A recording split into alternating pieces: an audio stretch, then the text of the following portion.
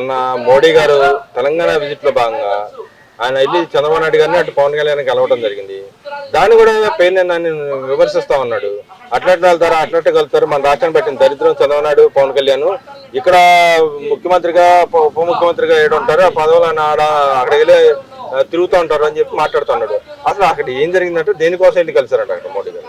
అసలు పేరుని నాని అనే అతనికి సబ్జెక్ట్ లెస్ ఫెలో అండి. ఎందుకంటే నారా చంద్రబాబు నాయుడు గారు ఏ కూటమిలో ఉన్నారండి? ఎన్డీఏ కూటమిలో. పవన్ కళ్యాణ్ గారు ఏ కూటమిలో ఉన్నారండి? ఎన్డీఏ కూటమిలో. అంటే మీకు ఎన్డీఏ కూటమి అంటే ఎవరిదండి? మాది.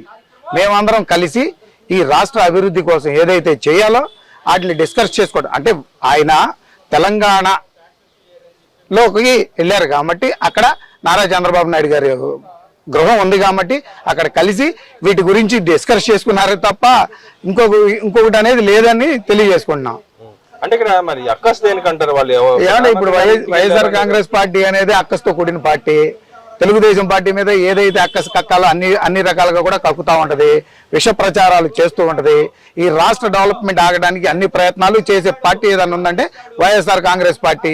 ఆ పేరు నానికి పని పాట లేనప్పుడు అలా ప్రెస్ ముందుకు వచ్చి ఇలాగే పేలుతా ఉంటాడు తప్ప అతని దగ్గర సబ్జెక్ట్ అనేది లేదు. వాస్తవంగా ఎన్డీఏ కూటమిలో 3 పార్టీలు కలిసి పనిచేస్తున్నాయి కాబట్టి ముగ్గురు డిస్కస్ చేసుకుంటారు. ఎక్కడున్నా కూడా వాళ్ళ ముగ్గురు కలిసి మాట్లాడుకునే హక్కు ఆ పార్టీకి ఎన్డీఏ కూటమికి ఉంది అని తెలియజేసుకుంటున్నారు. మరి రాష్ట్రాన్ని పట్టిన దరిద్రం ఏందో అని చెప్పి అంటే నిజంగానే కూటమి రాష్ట్రాన్ని పట్టిన దరిద్రం అంటారా? అసలు రాష్ట్రానికి పట్టిన దరిద్రం వైఎస్ఆర్సీపీ అని ప్రజలే కదా 11 తీర్పు ఇచ్చింది మీకు. కాదండి, మీకు 11 నెంబర్ 11 ఎందుకు ఇచ్చారు? మీరు ఇలా చేయబట్టే ఈ రాష్ట్రానికి పట్టిన దరిద్రం వైఎస్ఆర్సీపీ పార్టీ. ఇది ప్రజలు గ్రహించారు కాబట్టి వాళ్ళకి 11 అప్పు చెప్పారని తెలియజేసుకుంటున్నా. అంటే మరి నిన్నటికి యాక్చువల్గా ఓటు బటన్ అనే ఆయుధాన్ని ఉపయోగించి 2 సంవత్సరాలు అయిపోయింది. నిజంగానే ఈ గవర్నమెంట్ ఆఫ్ సుపరిపాలన అందిస్తా అని చెప్పి గెలిచిన పరిస్థితి. గతంలో మరి ఆయన పరిస్థితి ఏంది, మరి ఇప్పుడు ఉన్న పరిస్థితులు, వాస్తవ పరిస్థితులు ఏం నడుస్తున్నాయి అంటే 2 ఏళ్లలో? ఈ 2 ఏళ్ల నుంచి మీరు అందరూ కూడా గ్రహించారంటే 2 ఏళ్ల క్రితం ఇదే రోజు ఎలక్షన్, నిన్నటి రోజున ఎలక్షన్లు జరిగినాయి. చరమగీతం వైఎస్ఆర్ కాంగ్రెస్ పార్టీకి చరమగీతం పాడిన రోజు నిన్న. ప్రజలు ఎందుకు పాడారనేది జనాలందరికీ కూడా తెలుసు.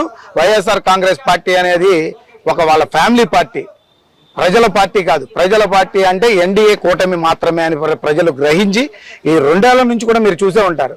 నారా లోకేష్ గారు, నారా చంద్రబాబు నాయుడు గారు నిర్విరామంగా ప్రజల కోసమే పనిచేస్తూ పెట్టుబడులు తీసుకొస్తూ ఈ రాష్ట్ర అభివృద్ధి కోసం అహర్నిశలు శ్రమిస్తున్న వ్యక్తులు.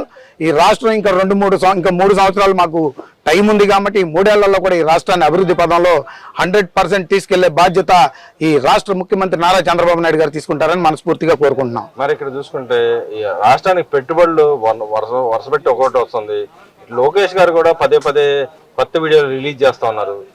రేపు ఆమ్కా ఏదైతే మన గవర్నమెంట్ ఆఫ్ ఇండియా ఏదైతే సెక్యూరిటీ పరంగా ప్రతిష్టాత్మకంగా తీసుకున్న ఫైటర్ జెట్స్ కూడా రాబోతున్నాయని చెప్పి అనౌన్స్ చేయడం, అంతకుముందు మన ఏదైతే రాయల్ ఎన్ఫీల్డ్ తీసుకొచ్చాడని ఆయన అనౌన్స్ చేయడం జరిగింది.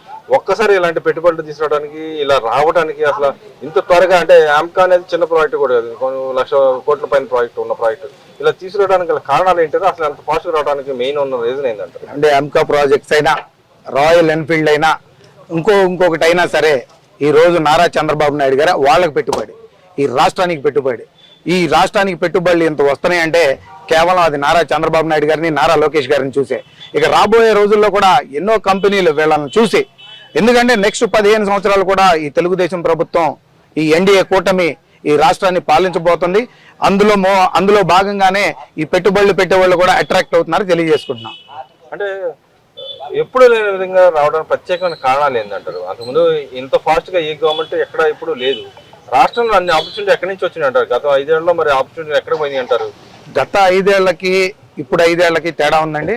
గత 5 ఏళ్ళు మన రాష్ట్రం విడిపోయి ఆర్థిక ఇబ్బందుల్లో ఉంది.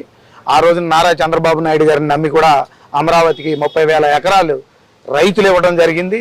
దానిలో నిదానంగా డెవలప్ చేసుకుంటూ పోలవరం ప్రాజెక్టు నిర్మించుకుంటూ అదేవిధంగా పెట్టుబడులను ఆకర్షిస్తూ ఇవన్నీ కూడా నారా చంద్రబాబు నాయుడు గారు 5 సంవత్సరాలు నడిపిన తర్వాత ఇంకొక 5 సంవత్సరాలు ఇచ్చినట్లయితే 100% వీళ్ళందరూ కూడా పెట్టుబడులు పెడతానికి ముందుండేవాళ్ళు.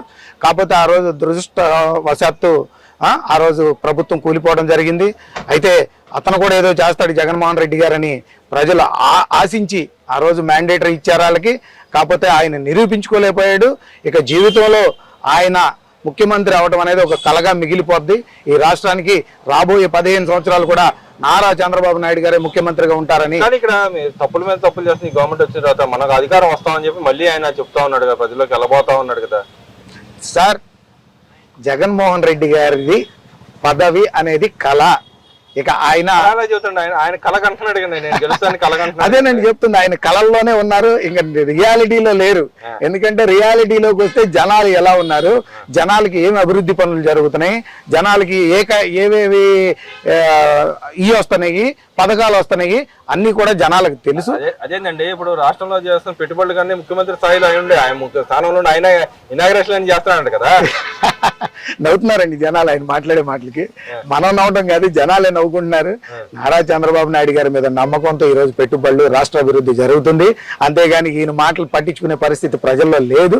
ఈయన అన్ని పిచ్చి పనులు, పిచ్చి మాటలు, పిచ్చి ఆలోచనలు తప్ప, పగటి కాలాలకు అంటం తప్ప రియాలిటీలో లేరని మనస్ఫూర్తిగా తెలియజేసుకున్నాను. అదేవిధంగా అయితే కడపలో వ్యవహారం చూస్తే, కడపలో ఈ గవర్నమెంటే వర్గాల మధ్య వైషమ్యాలు రెచ్చగొడుతున్నారు, కావాలని చేశారని చెప్పి చెబుతున్నారు. దాంట్లో వాస్తవంగా చెప్పాలి అంటే కడపలో జరిగిన మొన్న ఇష్యూ కుల మతాల మధ్య గొడవలు పెట్టాలని వైఎస్ఆర్ కాంగ్రెస్ పార్టీ పన్నాగం పన్ని ఈ రాష్ట్రంలో కుల మతాల గొడవలు జరిగితేనే ఈ ప్రభుత్వాన్ని పడగొట్టగలమనే ఆలోచన, అది పిచ్చి ఆలోచన. జగన్మోహన్ రెడ్డి గారు, మీ ఆలోచన మంచిది కాదు. ఇక్కడ కుల మతాల గొడవలు జరగవు, ఇంక ఎప్పటికీ జరగవు. ఎందుకంటే ఇక్కడ ఉన్నది ఎన్డీఏ ప్రభుత్వం, ఇక్కడ ఉన్నది తెలుగుదేశం ప్రభుత్వం. ఈ ప్రభుత్వాలకి జనాలకి ఏం చేయాలో తెలుసు. అందరూ జనాలు మాట్లాడుకుంటున్నారు. అంజాద్ బాషా గారే ఆ లోకల్ బాడీస్ ఎలక్షన్స్ వస్తేనే ఇలాంటి గొడవలు పెడితే అక్కడ మనం గెటిన్ అవ్వగలం అనే ఆలోచనతో చేయించాడని ఈరోజు జనాలందరూ మాట్లాడుకుంటున్నారు, నవ్వుకుంటున్నారు. అసలు పిచ్చి పనులు మానేయండి వైఎస్ఆర్సీపీ.